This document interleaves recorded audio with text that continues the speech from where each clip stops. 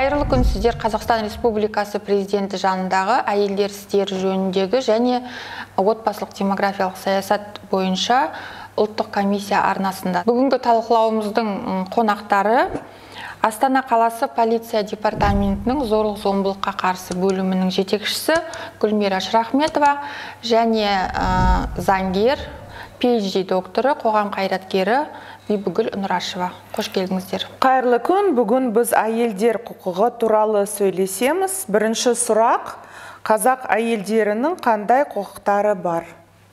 Гүлмира ханым. Жалпы енді бірінші кезектен заңгер болғандықтан құқықтар әйелдердің құқығы, еркектердің бала деп бөлінбеу керек негізінде. Заң барлық адамдарға бірдей. Бірақ енді әйел адамдардың құқықтары дегеннен біз Қазақстанда өмір сүріп жатқаннан кейін бізде қазақ әйелдеріне қатысты жаңағы көптеген нәрселер бар. Міндетті, мысалы, қазақ әйелі қазақ қызы тұрмысқа шығу керек, жақсы келін болу керек, адал жар болу керек, қайын жұртына жақсы қызмет атқару керек. Осының барлығына міндетті деп қалыптасқан қоғамда сондай не бар. Бірақ бізде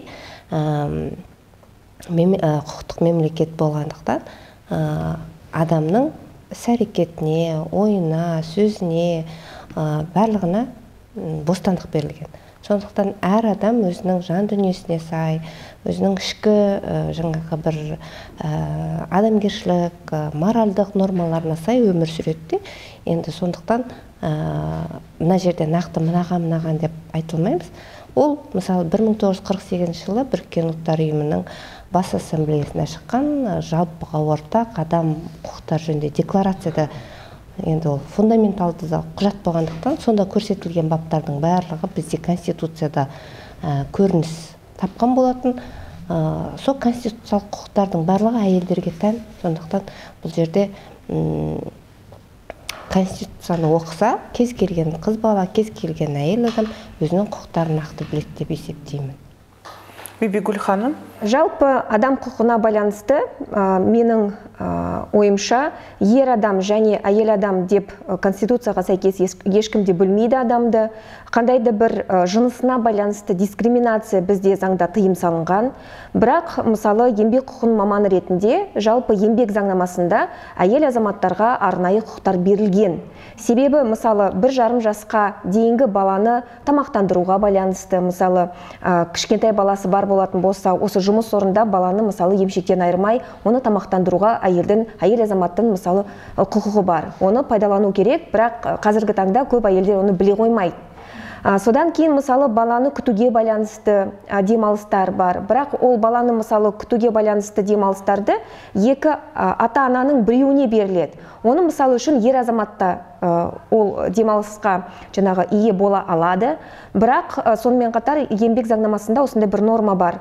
Әйел адамның функциясын, аналық функциясын атқарған азаматтар деп. Мысалы үшін сондай жағдайлар болады ғой, мысалы, бала туған кезде анасы қайтып кетеді. Сол кезде, мысалы, аналық функцияны әкесі де атқаралады. Немесе әкесі болмаған жағдайда оның әжесі атқаралады. Сол себепті еңбек заңнамасында осы әйел азаматтарға деген арнайы енді нормалар бар. Оны айтып кетеміз, мен ойлаймын. Біраз енді қазіргі таңда, мысалы, 21 жылы, 20 жылы еңбек заңнамасына біраз өзгерістер мен толықтырулар енгізілді. Жалпы осы әйел азаматтарға дейтін, мысалы, жүктілігіне байланысты жаңағы тіркеуге тұру туралы кепілдіктер нақты жазылды еңбек кодексіне. Ол жалпы нені білдіреді? Әйел азаматтар көбінесе еңбек қатынастарына түскен кезде біраз дискриминацияға ұшырайды. Оны енді ешкімнен біз жасыра алмаймыз, себебі ол біздің өміріміз солай болып жатыр енді. Сол себепті көбінесе жұмыс берушілер әйел азаматты жұмысқа қабылдағылары келмейді. Себебі ол ертең жүкті болып, баланы күтуге байланысты, немесе баласы туғаннан кейін ертең баласы қайта-қайта ауыра бергесін, көбінесе әйел азаматтармен еңбек қатынастарын құрудан бас тартып жатады. Бірақ жұмысқа қабылдайды.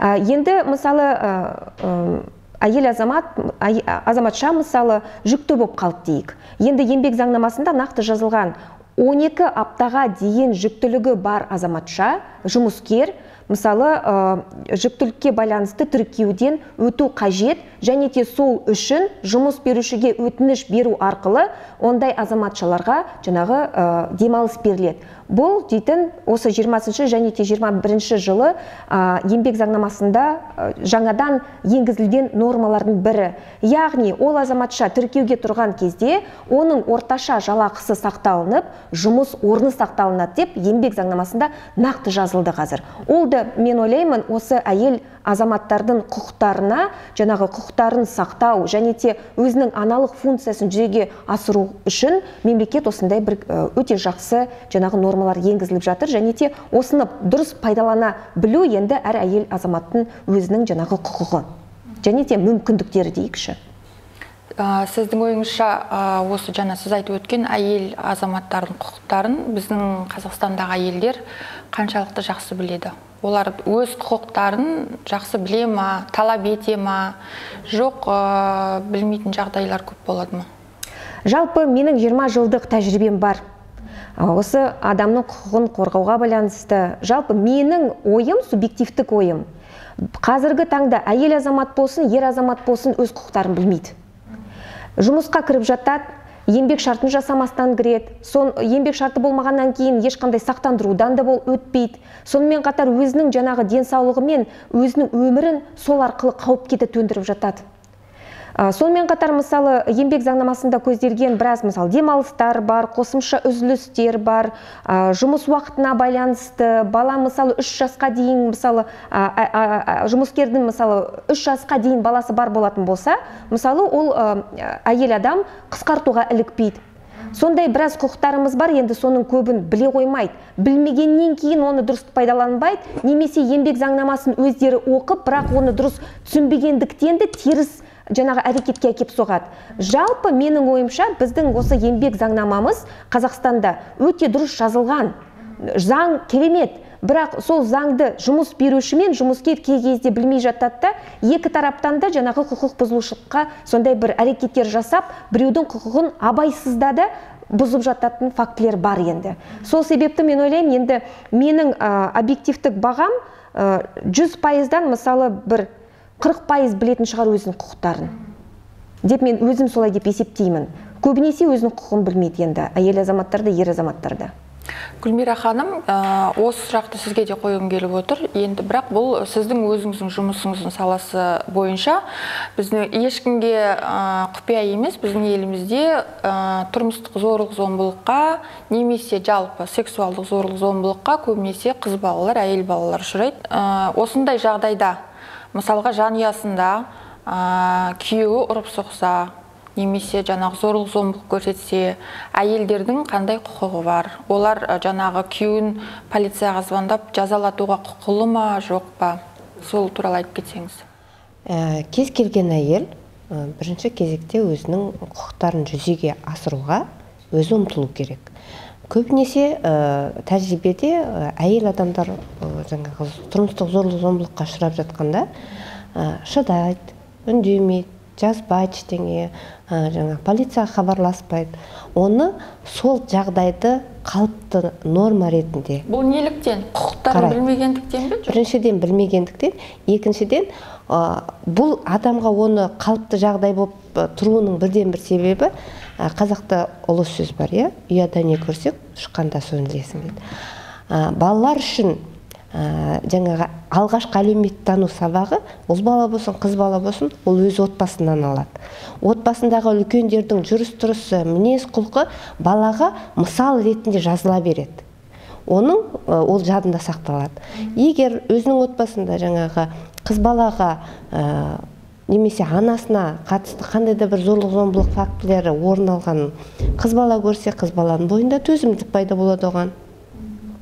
Ол бала көрсе, ол баланың ойында соған жаңағы жазасыздық пайда болады. Себебі оның анасы жаңағы шыдады, әкесіне ешқандай шара қолданған жоқ.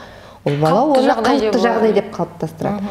Біз жүргізетін жұмыстардың барлығында кәдімгідей бізде сауалнама бар да, сол сауалнамадан біз нәтижесін, ары қарай қорытындысын зерттеу ретінде, талдау ретінде шығарып отырамыз ғой.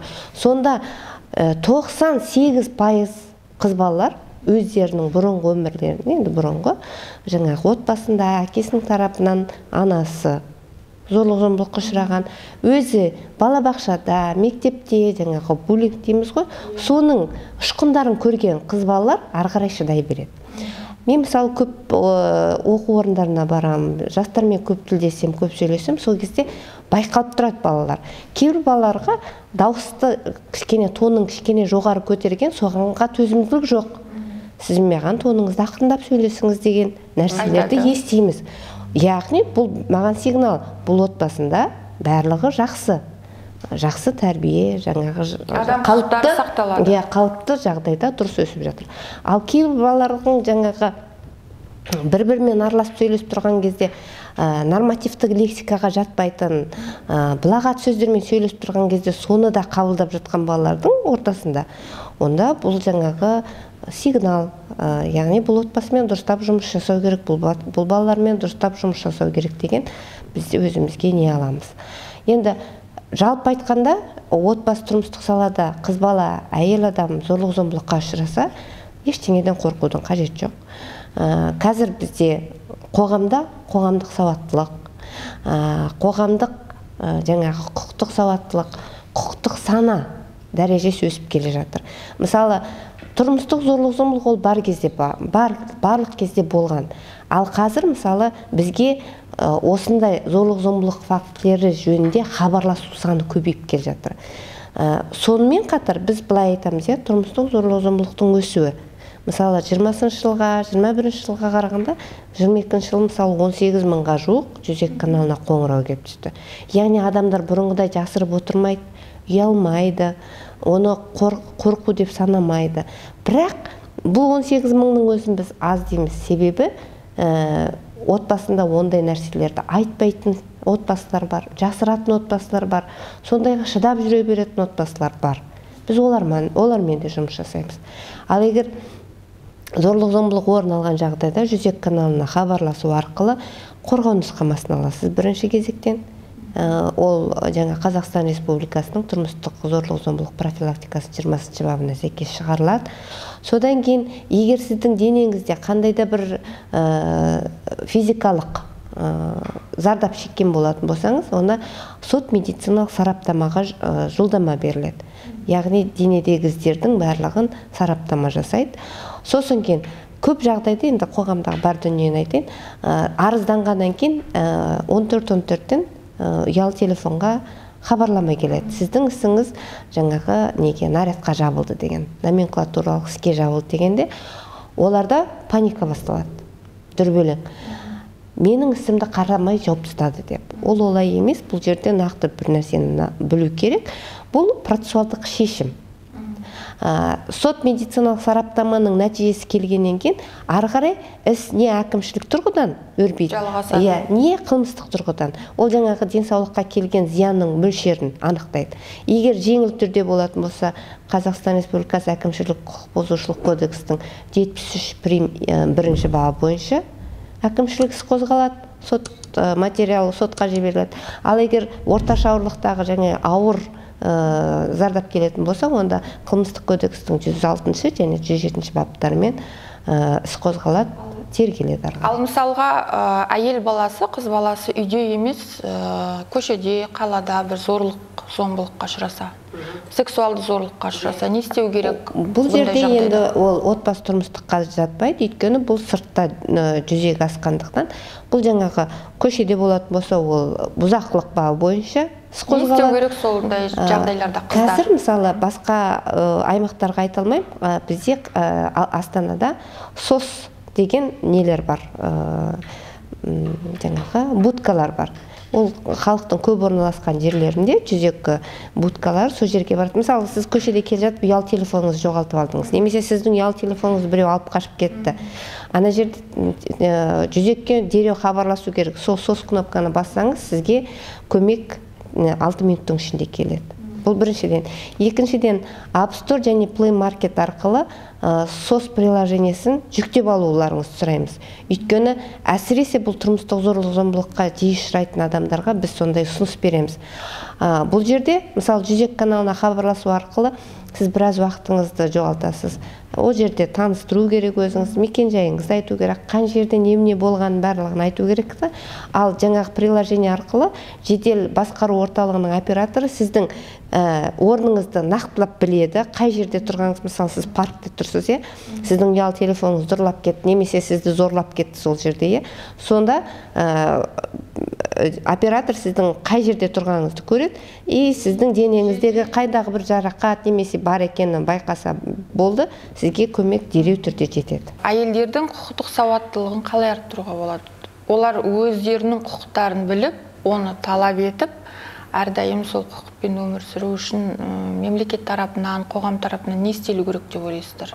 Ең бірінші кезекте әрбір әйел адам өзінің құқықтарын нақты білгені дұрыс. Бұл қазір заман талабы. Қазір өз құқығыңды өзің білмесең, онда жаңағы ары қарайғы іс-әрекеттің несі, аясы кішірейе береді. Бұл біріншіден. Екіншіден, сіздер сияқты мынандай площадкалар, алаңдар көбею керек. Яғни халықты ақпараттандыру жұмысы белсенді жүру керек. Мысалы, біз әлеуметтік желден қазір көп байқайтынымыз, әйел адамдар, қыз балалар, енді біз жұмыс істейтін контингентті айтайын, көбі жаңағы медиалық тұлғалар, жаңағы әншілер, әртістер, солардың парақшаларына жазылып алады. Олар өздерінің парақшаларында әдемі, жақсы дүниелерді көрсетеді, соған қызығады. Соған қызығатта барлық жаңағы азаматтың тауып келген қаражатын соның жаңа қымбат тұратын курстарын сатып алады. Ол енді нақты ол тексерілген, нақты оқылған, өзінің сертификаты бар ма, ман ба, жоқ па, ол белгісіз. Екіншіден, жаңағы арнайы ресми сайттар, ресми жаңағы ақпараттарға сүйеніп ары қарай жаңағы өзін-өзі дамытса, оқыса, білсе, тіпті жай ғана қарапайым кітапханадан сол барлық заңдарды алып оқуға болады. Қандай мысалы, кез келген адамның қолында смартфон бар. Google-ға кіріп, жаңағы үйден де қайдан шықпайық, сол жерден оқып танысып алуға болады. Бибігүл ханым, келесі сұрақ сізге. Жаңа біз еңбек шарттары аясында әйелдер дискриминацияға ұшырап, құқықтар бұзылуы мүмкін дедік. Осыған байланысты әйелдерге, қыз-келіншектерге қандай кеңес берер едіңіз? Жұмысқа тұрар алдында қыз-келіншек, әйел болсын, қандай нәрселерге көңіл аудару керек? Келісім-шарттың ішінде міндетті түрде қандай баптары жазылу керек, қандай құқықтары жазылу керек, болу керек. Сол туралы бір-екі ауыз сөз айтып кетсеңіз. Жалпы кез келген адам еңбек қатынастарына түскен кезде міндетті түрде еңбек шартының жазбаша нысанын сақтай отырып, еңбек шартын жасау керек. Көбінесе біздің қоғамда мысалы осындай бір теріс ұғым бар, стажировкадан өту деп. Жалпы бізде жұмыс беруші мен жұмыскер арасында осы еңбек шартын жасау арқылы өзара құқықтар мен міндеттер пайда болады. Соның негізінде біз екі тарап еңбек қатынастарына түсті деп есептейміз. Қазіргі таңда жалпы міне жұмыс беруші ол дейтін кәсіпкер. Кәсіпкерлікпен айналысам деген азаматтар қазір өте көп. Бірақ ол кәсіпкерлер заң тұрғысынан олардың білім деңгейі де төмен болуы мүмкін, әбден мүмкін. Олар дейтін, мысалы, бизнеспен айналғысы келеді, бірақ жұмысқа, мысалы, бір-екі адамды қабылдайды. Заңды өздері білмегендіктен, ана жұмыскерлермен еңбек шартын жазбаша нысанда жасамайды, стажировкадан өтесін, стажировкадан дұрыс өткеннен кейін ғана барып, біз сені жұмысқа ресми түрде қабылдаймыз деп, жаңағы осындай ауызша кепілдіктер беріп жатады. Ол негізі теріс ұғым. Біраз адамдар ойлайды, осы дұрыс деп. Кейбір кезде маған да айтады, мен стажировкадан өтіп келдім, 3 ай өттім дейді, тегін жұмыс жасадым дейді. Біріншіден бізде Қазақстанда тегін жұмыс деген жоқ. Жұмыс тек қана ақылы нысанда, ақылы түрде болады. Кейбір адам кәсіпкерлер бар, мысалы, олар өздері заңды білмегендіктен абайсызда басқа біреудің құқығын бұзып жатады. Менде мысалы осындай бір кейс болды Шымкентте. 15 жасқа толмаған кішкентай қыз анасына көмектесем деп жаздың күні мысалы фастфудқа барып сол жерге жұмысқа орналасады. Біріншіден, еңбек шарты жасалмаған жазбаша нысанда. Екіншіден, ата-анасының біреуінің рұқсатын жазбаша нысанда алмаған. Еңбек қауіпсіздігі жасалмаған. Сонымен қатар жаңағы 15 жасқа толмаған қызды жұмыс беруші материалдық жауапкершілікті көздейтін жұмысқа қабылдаған. Еңбек кодексінің 26 бабына сәйкес материалдық жауапкершілікті көздейтін жұмысқа 18 жасқа толмаған жұмыскерді алуға құқығы жоқ. Жалпы заңда жаңағы рұқсат етілмеген. Бұл жерде жұмыс беруші где-то бір 5-6 фактілерді жаңағы еңбек заңын бұзып, жұмыскерді 15 жасқа толған қызды жұмысқа қабылдайды. Сөйтіп, еңбек қауіпсіздігі жасалынбай, ол қыз тоқ ұрып, сол жұмыс орында қайтыс болады. Енді оның жұмыс берушісі маған айтады, мен бұл жерде ол баланы стажировкаға қабылдадым дейді. Сонда сол кәсіпкер кәдімгідей өзі сеніп отырды, өзінің ойына сол дұрыс деп. Сонда ол еңбек заңнамасын дұрыс түсінбегендіктен, оны мүмкін ешқашанда ашпаған да шығар.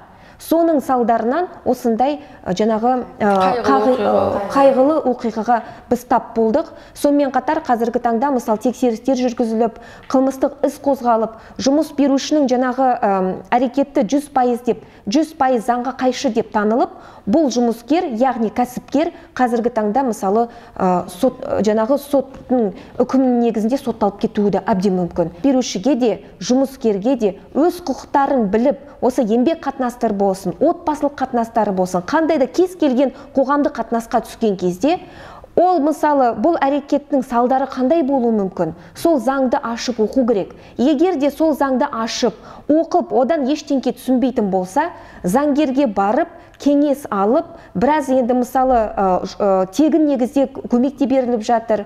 Мысалы заң университеттерінде де заңгер, мысалы болашақ заңгерлер тегін көмек көрсетіп жатыр.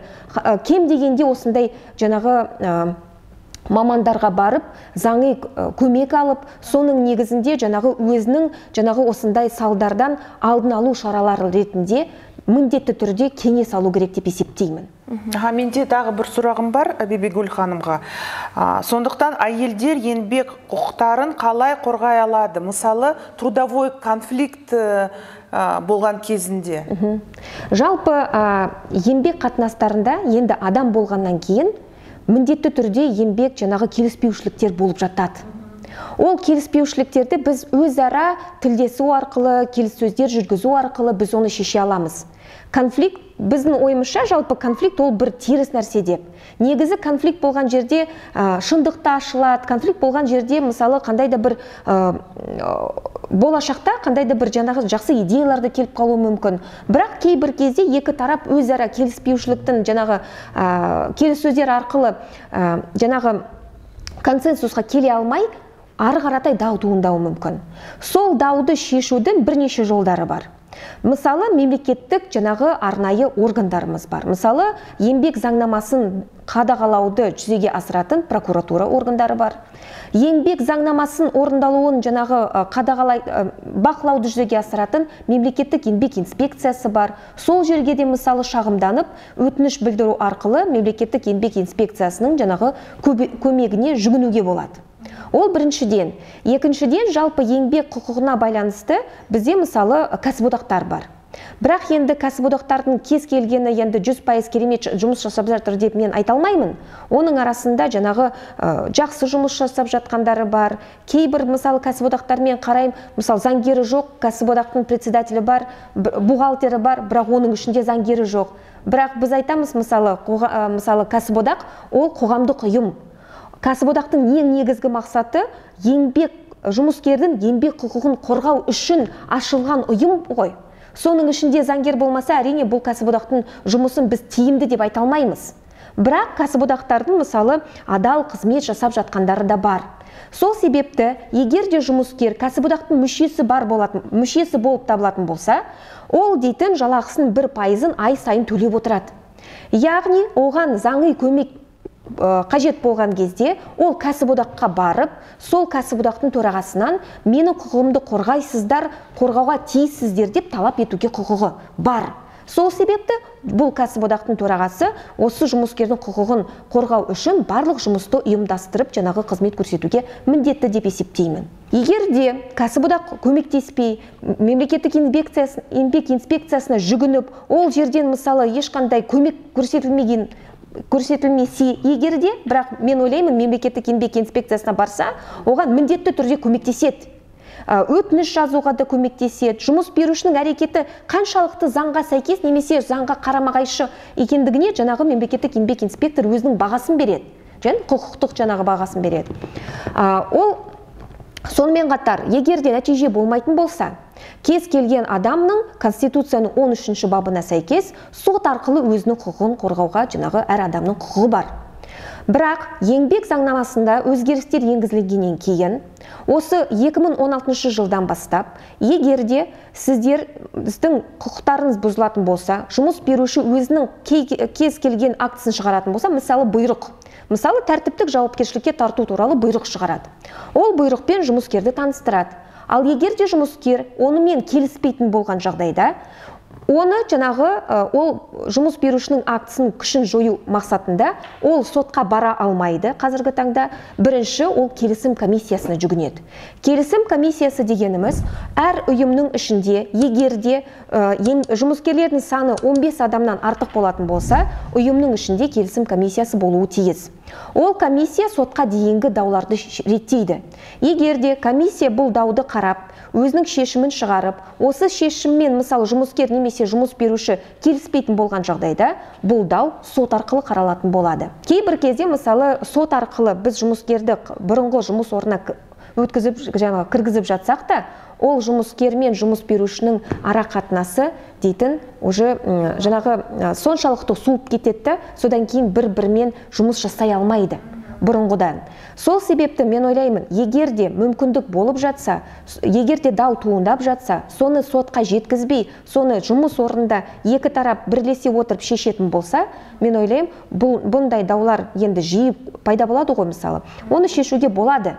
Бірақ сотқа жүгінгеннен кейін бұл ұйымның ішінде қаншалықты ол жұмыскер ертең қалатын біз білмейміз. Көбінесе біз оны сот арқылы кіргізіп жатсақ та, ертең уақыт өте келе өзінің өтінішін білдіріп, сол ұйымнан кетіп жатады. Себебі ыңғайсыз жағдайда жүргеннен кейін ол міндетті түрде адамның психикасына да, денсаулығына да зиян жаңағы келетіндей жаңағы халде жүреді. Содан кейін сол ұйымнан өз бетімен кетіп жататын адамдар бар. Құрметті арулар, еңбек дауына қатысты, тұрмыстық зорлық-зомбылыққа қатысты оқиғаларыңыз болып жатса, сұрақтарыңыз болып жатса, біздің студиямыздағы эксперттерге арнап комментарийлерде жазуларыңызға болады. Келесі шығарылымдарда біз сіздердің сұрақтарыңызға міндетті түрде жауап береміз. Қазақстан әйелдеріне, қыздарына өздеріңіздің бір-екі ауыз мерекелік құттықтауларыңызды айтсаңыздар. Құрметті ханымдар, сіздерді келе жатқан 8 наурыз халықаралық әйелдер күнімен құттықтаймын. Отбасыларыңызға амандық, шаңырақтарыңызға шаттық, дендеріңізге саулық тілеймін. Әрбір әйел бақытты болуға лайықты деп санаңыздар. Күндеріңіз күлімдеп, таңдарыңыз арайланып атсын. Құрметті ханымдар, жалпы халықаралық әйелдер күнімен мен сіздерді құттықтаймын. Мен ойлаймын, әр адам, әйел азамат болсын, ер азамат болсын, осы дүниеге бақытты болу үшін келді деп есептеймін. Бірақ әр адамның бақыттың не екендігі әр адамның жаңағы өзінің субъективтік ойының негізінде, құндылықтың негізінде әр адамдікі өз бетінше әртүрлі болады.